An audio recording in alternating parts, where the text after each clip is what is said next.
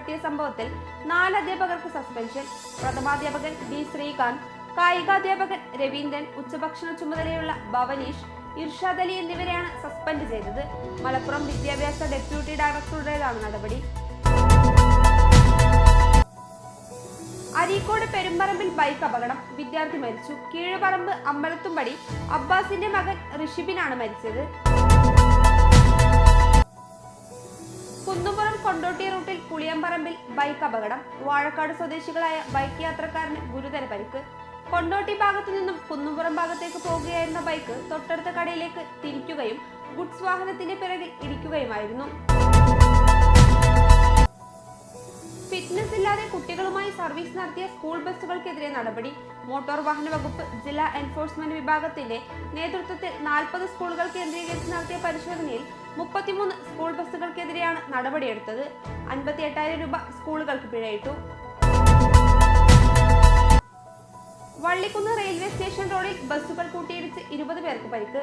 പരപ്പനങ്ങാടിയിൽ നിന്നും കോഴിക്കോട്ടേക്ക് പോകുന്ന ബസ്സും പരപ്പനങ്ങാടി ഭാഗത്തേക്ക് വരികയായിരുന്ന ബസ്സും തമ്മിലാണ് കൂട്ടിയിടിച്ചത്. അപകടത്തിൽ ഡ്രൈവർക്കും 19 യാത്രക്കാർക്കും പരിക്കേറ്റു. അടക്ക മോഷണ കേസിൽ 2 പേർ പിടിയിൽ. മലമക്കാവിൽ പാലക്കൽ ഉണ്ണികൃഷ്ണന്റെ വീട്ടിൽ സൂക്ഷിച്ചിരുന്ന 300 കിലോയിലധികം വരുന്ന അടക്കയാണ് പ്രതികൾ മോഷ്ടിച്ചത്. പൊന്നാനി കരിപ്പോട്ടിൽ ഷാജഹാൻ, കല്ലൂർ വടക്കേക്കാട് സ്വദേശി സുബിൻ എന്നിവരാണ് പിടിയിലായത്.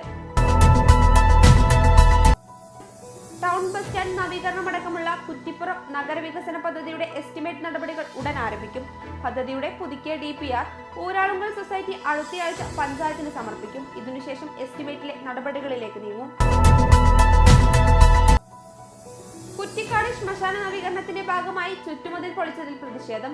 ശ്മശാനം നശിപ്പിക്കാനുള്ള നീക്കമാണെന്നും മൃതദേഹങ്ങൾ സംസ്കരിച്ച ഭാഗത്തെ കല്ലും മണ്ണും കൂട്ടിയിട്ടത് അനാദരമാണെന്നും പരാതി ഉയരുന്നു.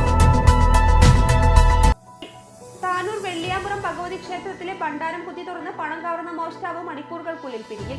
തെയ്യാലിങ്ങൽ കോറാട് പൈനാട്ടിൽ വീട്ടിൽ നൗഫലാണ് പിടിയിലായത്.